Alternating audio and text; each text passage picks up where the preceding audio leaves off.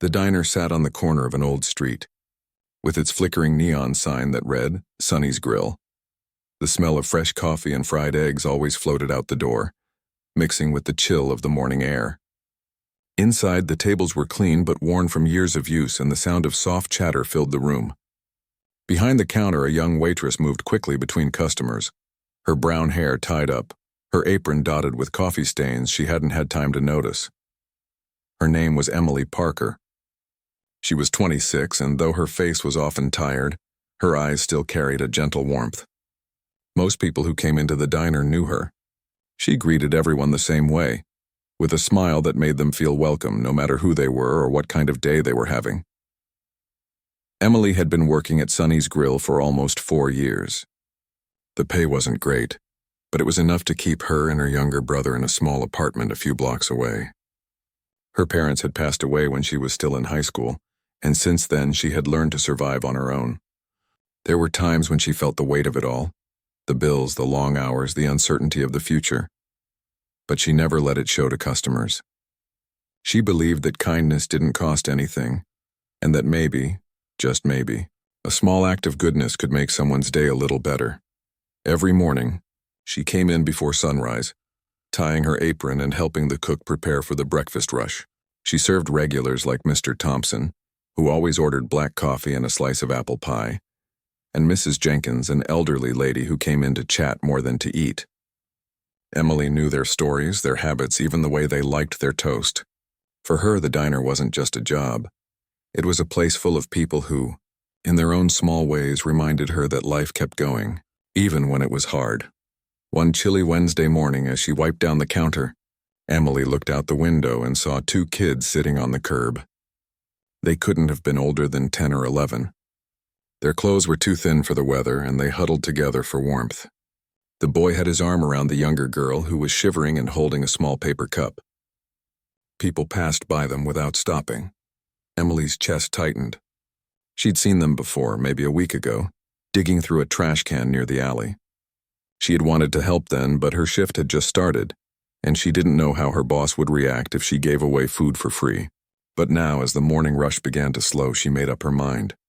She grabbed 2 paper bags and filled them quietly. A few pancakes, some fruit, and a small carton of milk each. She wrapped the bags neatly and slipped them under her jacket. When the diner emptied out a bit, she stepped outside. The cold hit her face immediately. The kids looked up as she approached, their eyes wary but hopeful. "Hey," she said softly, crouching down. "You 2 hungry?" The boy nodded but didn't speak. The girl stared at the ground. Emily held out the bags with a small smile. "It's not much, but it's warm."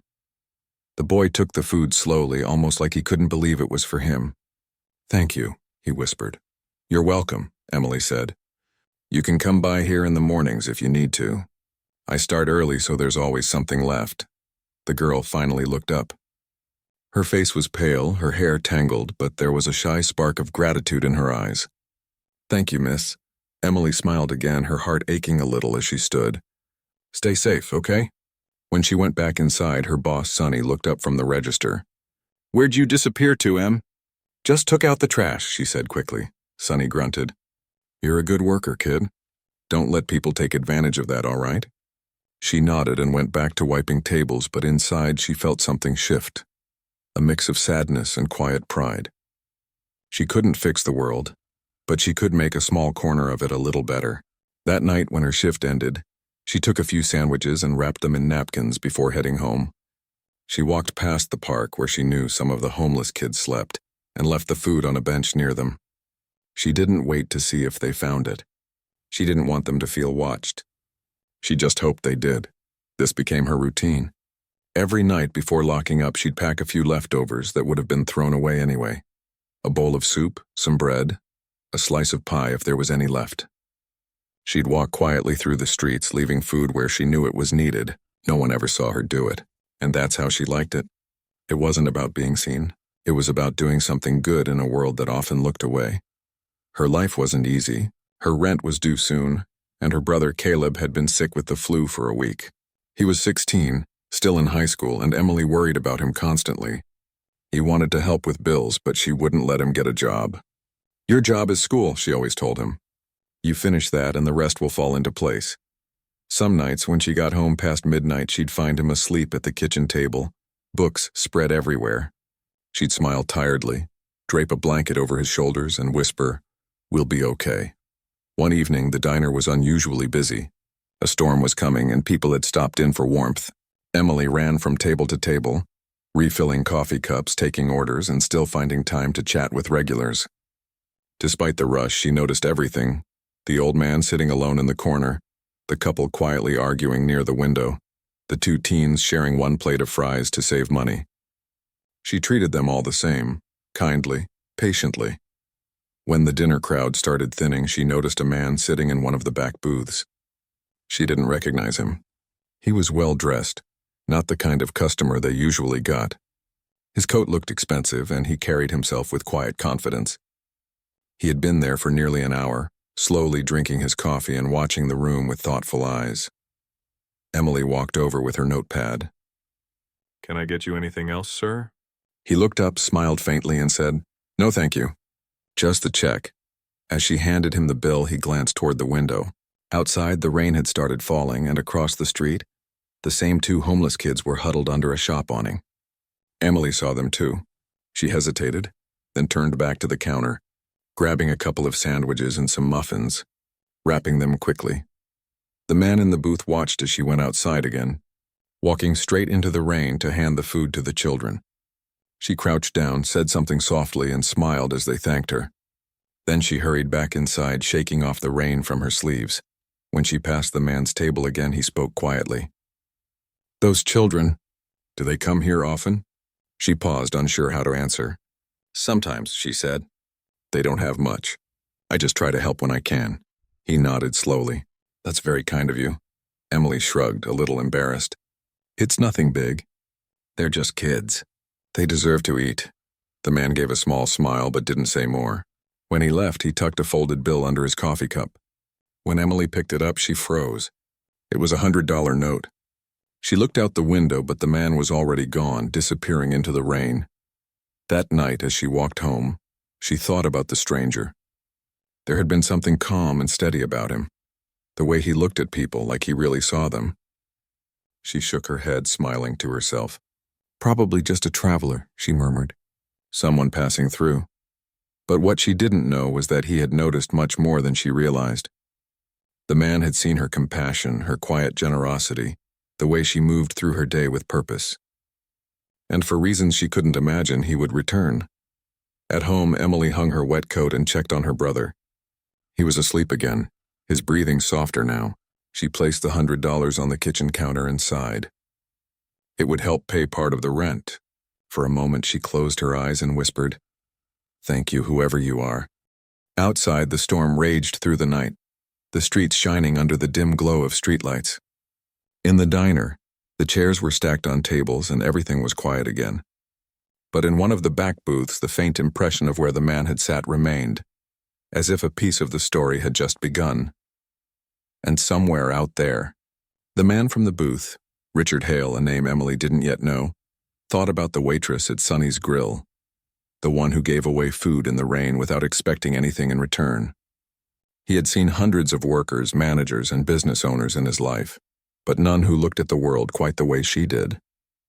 Something about her kindness stayed with him, quietly stirring a plan in his mind that would change both of their lives forever. The morning after the storm, the street still glistened with puddles that reflected the pale sunlight. The diner opened early as usual, the smell of coffee brewing filling the air. Emily stood by the counter tying her apron, her hair pulled back neatly. She looked tired but calm, the way someone does when they've learned to live with long days and short nights. She checked the booths, making sure everything was clean before customers arrived. The man from the night before crossed her mind again, the quiet one who had left $100 under his cup. She still couldn't understand why anyone would tip that much for just a cup of coffee. Maybe he was just generous. Maybe he'd seen her helping the kids and wanted to encourage her. Whatever the reason, she was grateful. That money meant her rent wouldn't be late this month.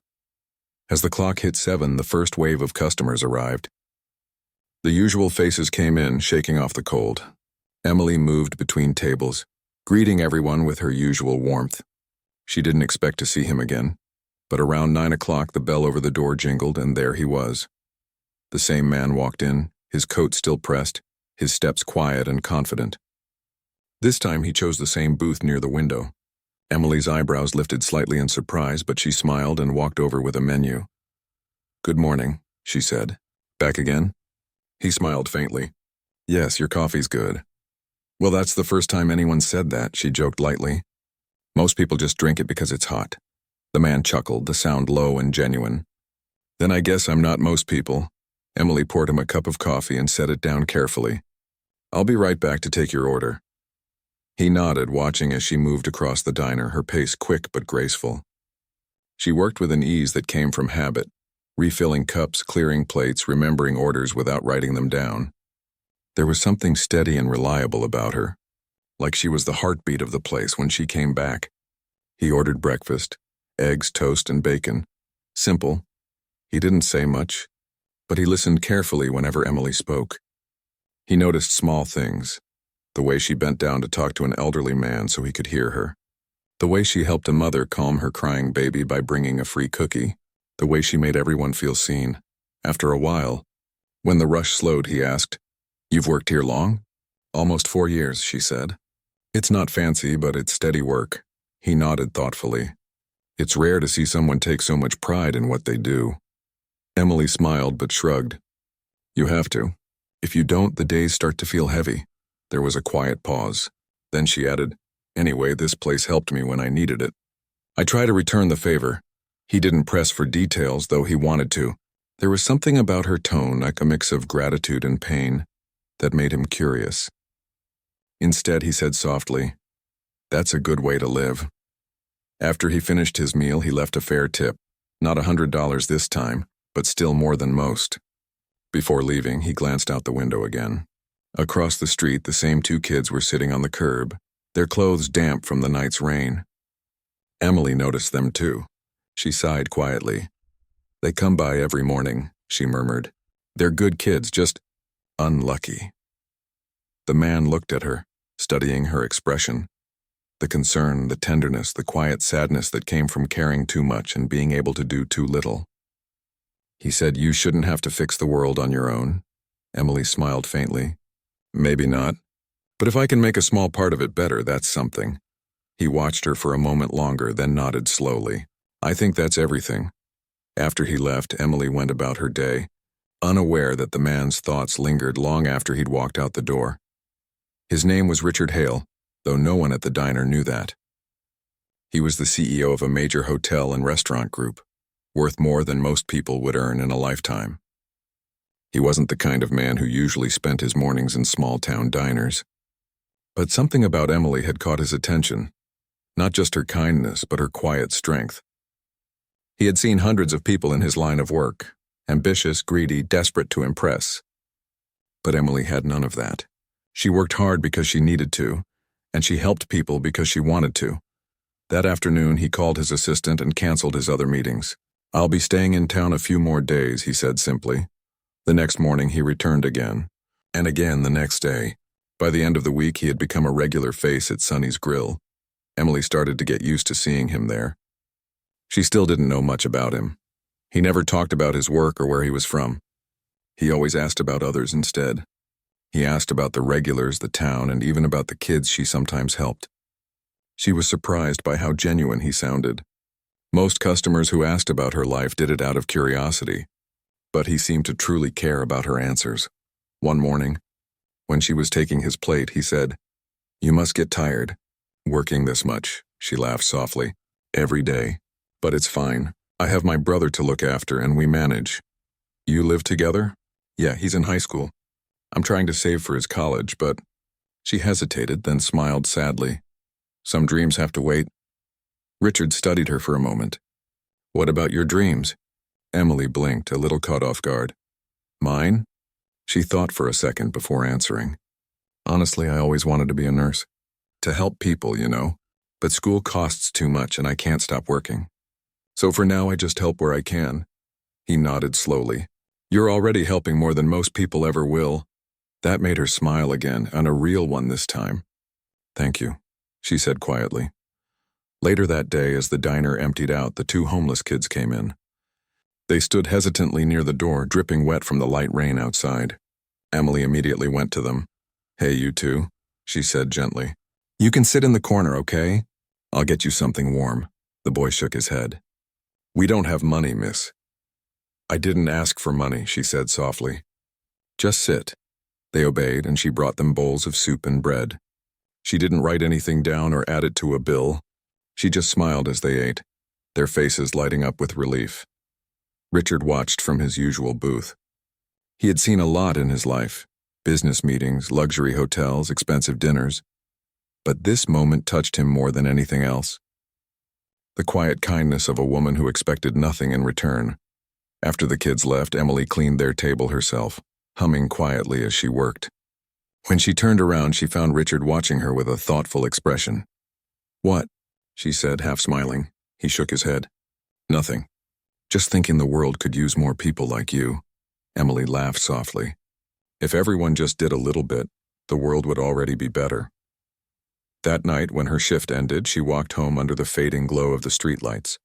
She didn't know that across the street, parked in a dark car, Richard was sitting quietly watching her go, not in a strange way, but with genuine curiosity and respect. He had seen enough to know she wasn't someone doing good for show. She did it because she couldn't not.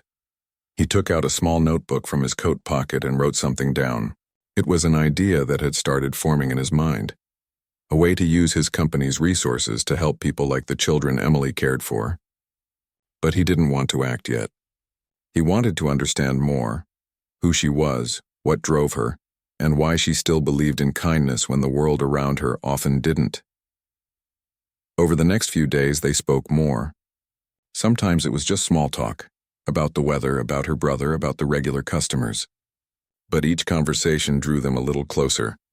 She found it easy to talk to him, even though she didn't know his full story. He had a calmness about him, the kind that made people feel safe opening up. One evening, just before closing, he asked, "Why do you do it? Helping those kids every night. Doesn't it ever get heavy?"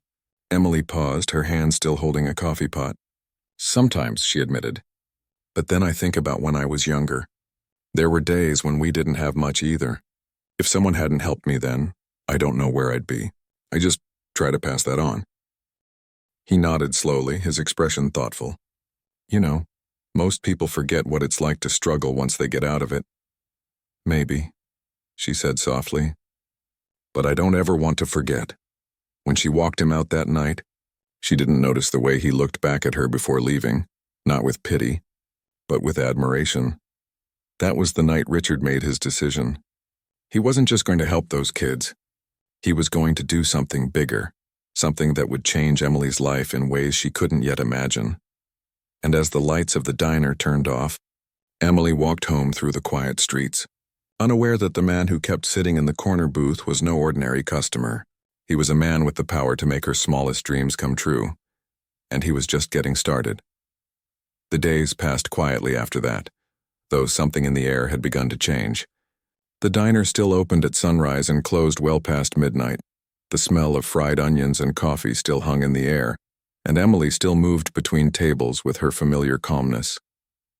But ever since the man in the corner booth, Richard, began visiting more often, there was a new rhythm to her days. He came in almost every morning now. Sometimes he stayed for an hour, sometimes longer. He always sat in the same booth by the window, always ordered the same breakfast, and always seemed to be watching, and not in a strange way, but as if he were quietly studying the people, the place, and especially her.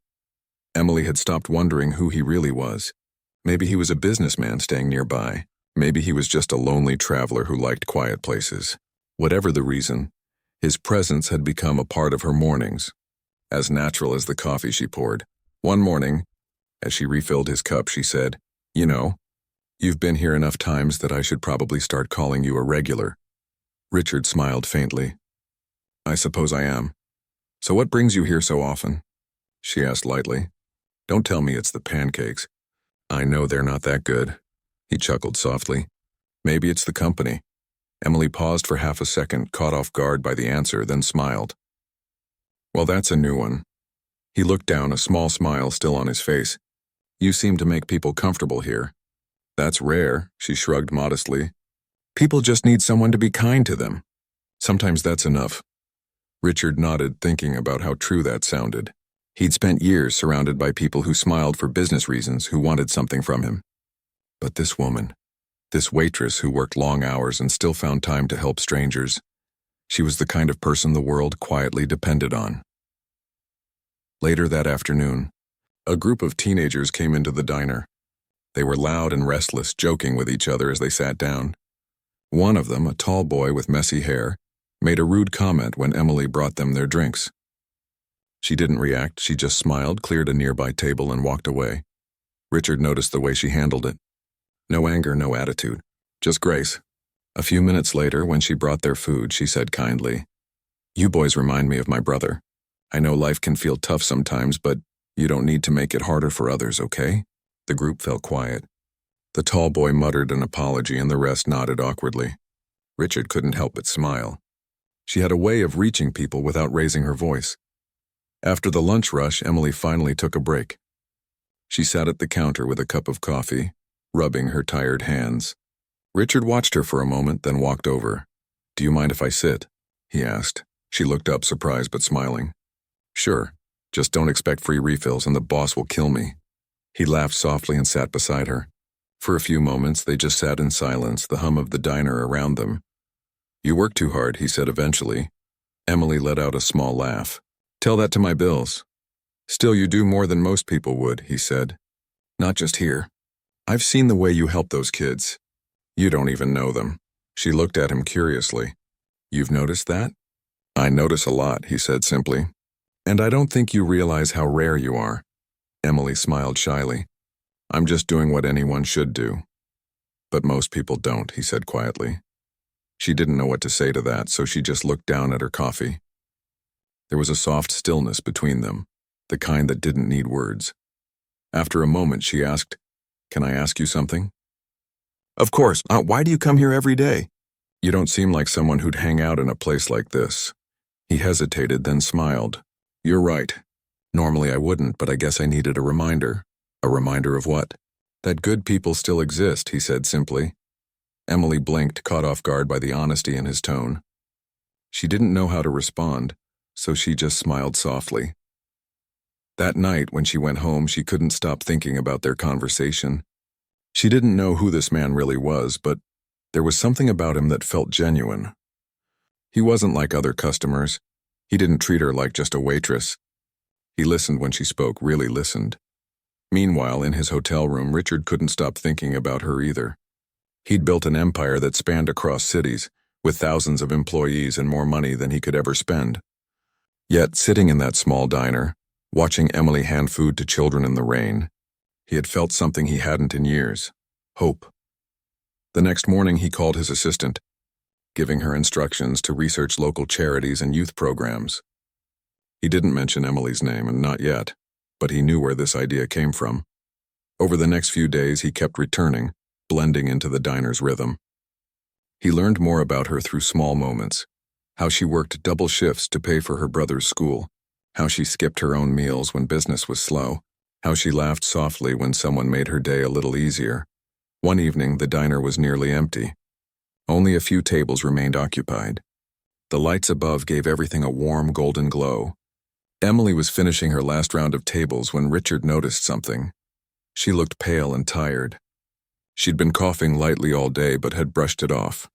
When she stumbled slightly while carrying a tray, he stood quickly and caught her elbow. "Careful," he said. She smiled weakly. "Guess I've been on my feet too long. You should sit down." "I can't," she said. "Still got a few tables to close out." "I'll take care of it," came Sonny's voice from the back. "Sit down before you fall over, kid." Reluctantly, Emily sat in a booth. Richard slid into the seat across from her. "You should go home early," he said gently. She shook her head. "Can't afford to miss hours." He studied her quietly for a moment, then said softly, "You ever let anyone take care of you?" She gave a tired smile. "Doesn't really work that way in my life." That answer hit him deeper than she realized. He didn't reply, he just nodded, but inside his resolve grew stronger. He was going to change her life, whether she knew it yet or not. As days turned into another week, the diner became a place of quiet routine again. The same customers came, the same laughter filled the room, but there was something new building in the background, something that would soon come to light. One morning, Richard came in earlier than usual. He sat in his booth, sipping his coffee, watching as Emily helped a young woman who came in crying. She sat with her, listened to her story, and even paid for her breakfast out of her own tips. That was the final moment that confirmed what Richard already knew. She was the person he wanted to help bring his new project to life. When he left the diner that day, he made a few phone calls. He spoke with his board of directors, with local officials, and with a few non-profit organizations. He told them he wanted to start a new community program, one focused on homeless and underprivileged children. He didn't tell them yet about the woman who inspired it. Later that week, Emily noticed something strange. A few well-dressed people came into the diner and sat in the back. They looked out of place and talking quietly, taking notes. She thought maybe they were business people just passing through. She didn't realize they were part of Richard's team, sent to learn more about the town and the community's needs. That night, as she closed up, Richard stayed behind for a moment. "You've been quiet today," he said. "Just tired," she replied with a small smile. "It's been a long week. You ever think about what you'd do if money wasn't a problem?" he asked suddenly. She looked at him, surprised. "All the time," she said softly. "I'd go to nursing school. I'd open a small place for kids like those two, a shelter maybe, somewhere warm where they could eat and sleep safely." Richard's eyes softened. "That's a beautiful dream." She laughed lightly. "That's all it'll ever be, a dream." "Don't be so sure," he said quietly. She tilted her head, not understanding. "What do you mean?" He smiled faintly but didn't answer. "Just keep believing in it." Before she could ask more, he stood, left payment on the table, and walked out into the night. She watched him go, puzzled but touched. There was something about his tone, like he knew something she didn't. That night, she lay awake thinking about his words. Somewhere inside, she felt a flicker of hope she hadn't felt in a long time. And across town, in his hotel suite filled with documents and plans, Richard sat at his desk, finalizing a proposal. At the top of the page were the words, "Project Hope, a community initiative for homeless children." Below it, in small handwriting, he wrote, "Inspired by a woman named Emily Parker, who reminds us all what kindness can build." The story of the waitress and the man in the corner booth was about to change forever, though Emily still had no idea what was coming. The diner was unusually busy that Friday morning. The smell of bacon filled the air, and the sound of laughter and chatter bounced off the walls. Emily moved quickly between tables, smiling as she poured coffee and balanced plates. She looked tired, as always, but something in her seemed lighter lately. Maybe it was the strange sense of peace she felt when talking to Richard. His calm presence had become a quiet comfort in her days, even though she still didn't know who he really was. For the past few weeks, he had come in every morning without fail. Sometimes he'd bring a newspaper. Sometimes he'd just sit quietly watching the world outside the window. They'd talk about small things, life, work, the town, her brother. But behind his calm eyes, he was carrying a secret that would soon change everything. That morning, as Emily took his usual order, she noticed something different about him. He was dressed a bit more formally, wearing a dark suit and tie. His watch gleamed under the light, and his phone buzzed every few minutes with calls he ignored. "You've got an important day ahead?" she asked, trying to sound casual. He smiled slightly. "You could say that. Well, don't let me keep you waiting. Coffee's on the house today. You've earned it. Loyal customer discount," he chuckled. "Thank you, but I think I should be the one buying you coffee someday." She laughed softly. "I'll hold you to that." As she walked away, Richard looked around the diner one last time. The cracked tiles, the flickering light, the smell of toast. It was all ordinary, yet it felt special to him. He'd spent months in luxury hotels and high-end restaurants, but somehow, this small place had reminded him what humanity really looked like. By late afternoon, Emily was cleaning the counter when Sonny came out from the back. "You're not going to believe this," he said, waving a piece of paper. "Some business group wants to rent out the diner tomorrow for a few hours. They're offering double what we'd usually make." Emily frowned. "Really? Who are they?" "No idea. some big-shot company from the city. They said it's for an event or announcement or something. That's strange, she said. Why here? Sonny shrugged. Who cares? Money's money. I already said yes. They're sending people tonight to decorate. Emily nodded, though curiosity tugged at her. It wasn't every day big city people showed up in their small town, let alone rented out a rundown diner. That night, after the last customers left, a small team arrived with boxes, banners, and equipment. Emily watched as they worked quickly, hanging soft lights, cleaning every corner, setting up cameras. It looked more like a press event than a private gathering. She asked one of the workers, "What's all this for?" The woman smiled politely but said, "Sorry, ma'am. It's confidential until tomorrow." Emily laughed lightly. "Guess I'll just wait and see then." By the time she walked home, the diner looked completely transformed, polished, glowing, and full of quiet mystery. The next morning, the sun rose warm and bright. Emily woke early, pulled on her cleanest uniform, and tied her hair neatly. She didn't know what the event was about, but she wanted to make a good impression. Maybe it was something important. When she arrived, the diner was already buzzing with people. Cameras, lights, and microphones were set up, and several men in suits stood near the entrance. She froze for a moment, confused. This didn't feel like a company meeting. It felt like a media event. Sonny waved her over. "You made it. Good, they said you should stay. Apparently they asked for you specifically." "Me?" she said, shocked. "Why would they?" Before she could finish, the door opened and Richard walked in. But this time he wasn't just another customer in a booth. He was surrounded by people, assistants, camera crews, and security guards. His suit looked sharper than ever, and everyone moved aside as he entered.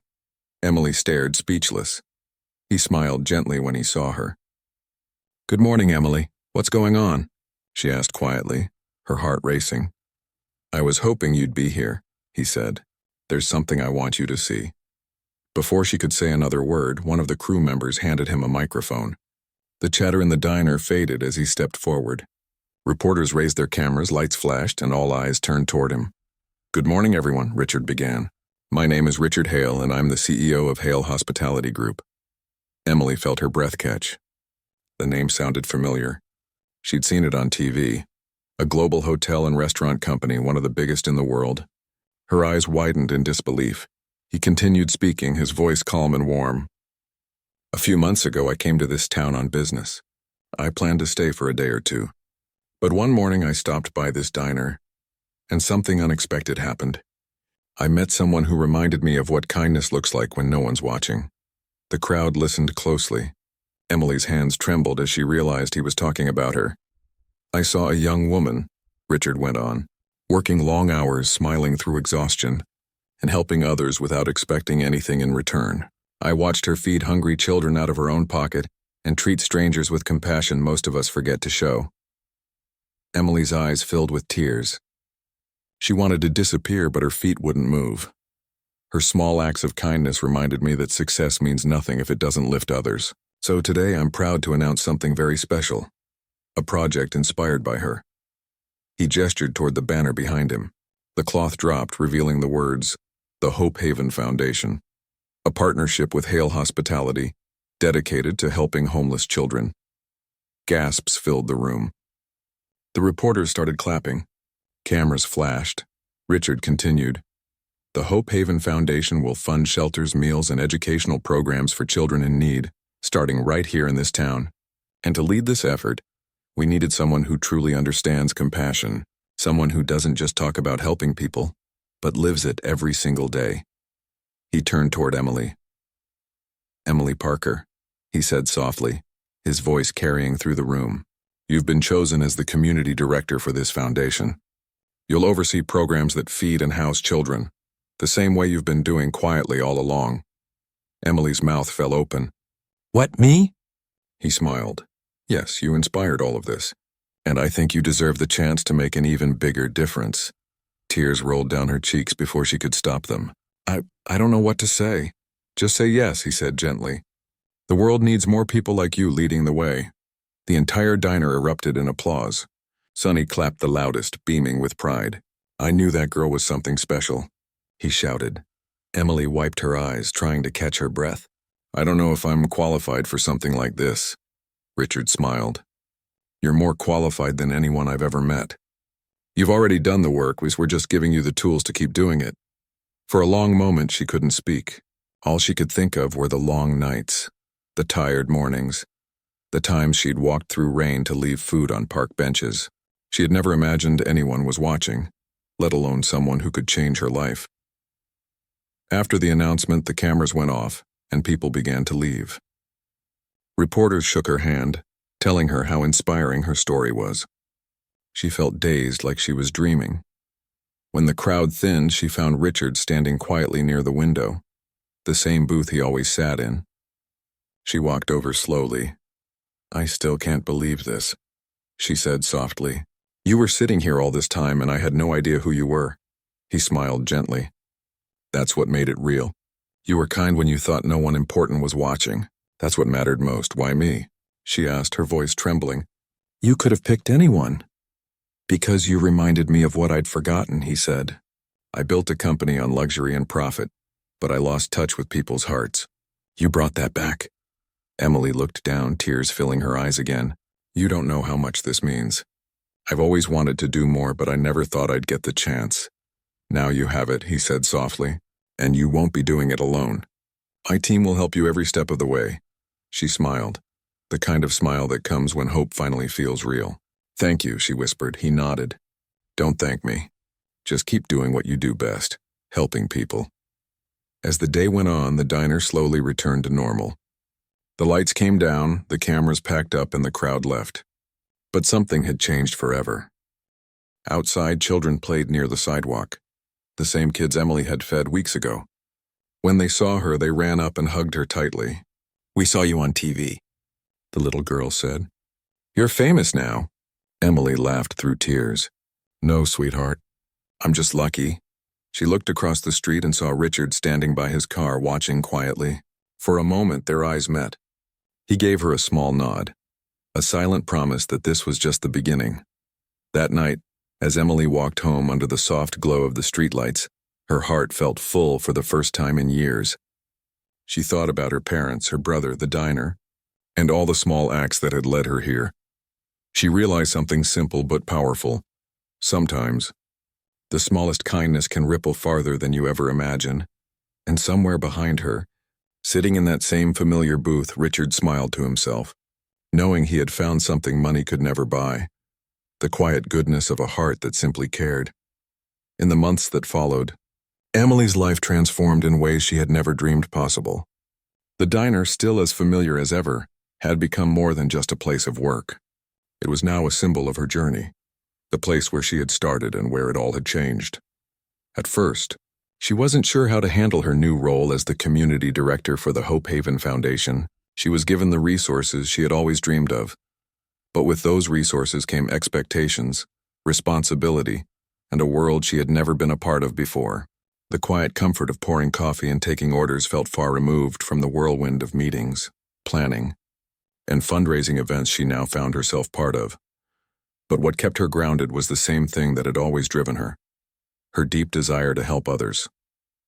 The foundation had already started offering shelter and food to homeless children, just like she had always hoped for. It wasn't a dream anymore. It was real. They had opened a center on the outskirts of town with a small school, medical services, and even therapy programs for kids who had been through unimaginable hardships. The first time Emily visited the center, she felt overwhelmed with emotion.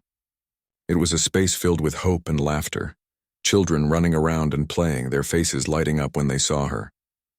She recognized many of them, the kids who had come to the diner with hungry eyes, who had hung around outside on cold days or slept in abandoned cars. They were now safe, warm, and cared for. This is all because of you, Richard said to her one afternoon, standing beside her as they watched a group of children drawing pictures at one of the tables. I can't take all the credit, she replied quietly. You're the one who made it possible. He nodded, his expression thoughtful. I only gave you the tools. You're the one who's making it work. But Emily knew that it wasn't just the tools. It was the love and the effort she put into every single thing she did. Every donation, every volunteer, every decision she made was personal.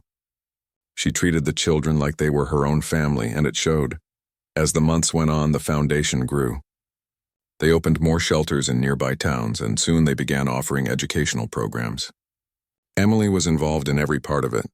She spoke at schools to raise awareness about homelessness, helped organize food drives, and even worked with local businesses to provide job training for older kids.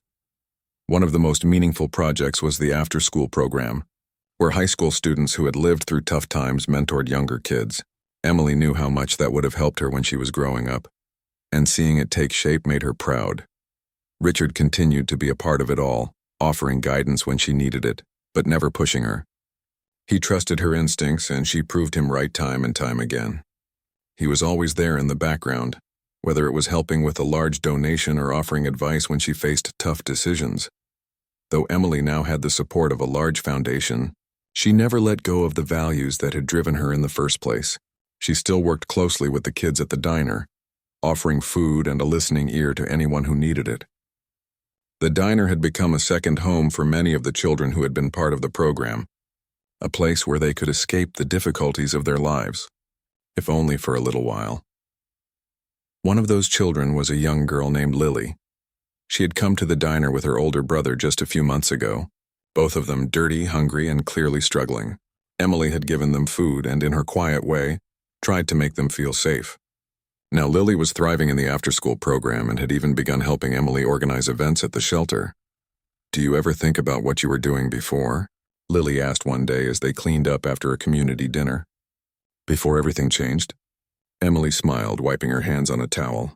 "I think about it a lot. Sometimes it feels like it was all a dream." Lily's eyes widened. "You mean you weren't always like this? Helping everyone?" "I wasn't always sure how to help," Emily admitted. "I had to figure it out just like everyone else. But I never gave up on wanting to make things better." Lily nodded thoughtfully. "Well, now you're doing it." "You're like a superhero." Emily laughed softly. "I don't know about that, but I'm glad I'm able to help." As the foundation continued to expand, Emily found herself traveling more, visiting other cities to speak about the importance of community involvement. The attention the project had gained was overwhelming, but she took it all in stride. Her focus never wavered from the work, and from the children whose lives had been changed by the foundation. One evening, as she sat on a bench outside the shelter, taking a rare moment of peace, Richard walked up beside her. He had been busy with business as usual, but every time he could, he found a way to spend time with her. It wasn't just about business anymore. They had developed a real friendship, one built on respect, trust, and shared values. "How's everything going?" he asked, sitting down next to her. "It's going better than I could have imagined," she replied, smiling. "The kids are doing well. We've been getting more donations. The program is growing." "I'm proud of you," he said quietly. "I don't think I could have done it the way you have. You've built something real, not just a charity, but a community." She turned to him, her face serious. "I couldn't have done it without you. You gave me a chance when no one else would. But this is my dream now. I'm making it happen." Richard smiled. "You always were the one to make things happen." They sat there in comfortable silence for a few moments, watching the kids play in the yard. Then Emily spoke again, her voice soft. "Do you think this is what I was meant to do?" He looked at her for a long moment, his eyes full of warmth. "I think you were always meant to help people. You just needed the right platform to do it." "I never thought I could be someone who made a difference," she said quietly. "But I guess I was wrong." Richard shook his head. "You never were wrong. You just needed to realize how much power you already had. You've always had it. You just needed to trust it." Emily smiled softly, feeling a deep sense of peace. The journey had been difficult, filled with uncertainty and challenges she never thought she could overcome. But now, as she looked around at the children playing, the shelter full of laughter, and the community she had helped build, she knew she had found her place in the world. She had always dreamed of helping others, and now, through the Hope Haven Foundation, she had not only helped children find hope, she had found her own. Over the next year, Emily's life continued to grow in new and unexpected ways. The foundation's impact reached far beyond her town, and soon other communities were reaching out to start similar programs. She traveled across the country, sharing her story and inspiring others to get involved. She also continued to mentor the children, offering advice, encouragement, and love. Richard, for his part, remained a steady friend and confidant. Though he had stepped back from the day-to-day work of the foundation, he was always there when Emily needed guidance or a listening ear. And though he was busy with his business empire, he knew that the work they were doing together was far more meaningful than any corporate success. One morning, after a long night of planning for the future, Emily stood on the balcony of her apartment looking out over the city. She thought about everything that had happened: the diner, the foundation, the children whose lives had been changed. She thought about the man who had helped her believe in herself when no one else would. She wasn't just a waitress anymore. She was someone who had built a legacy, and that, she realized, was more than she had ever dreamed of. As she turned to go back inside, she felt a hand on her shoulder. She turned and smiled as Richard stood behind her. "You did it," he said simply. "Together," she replied. "We did it." And in that moment, as the sun began to rise over the city, she knew that the best part of her journey was still ahead. Because this was only the beginning.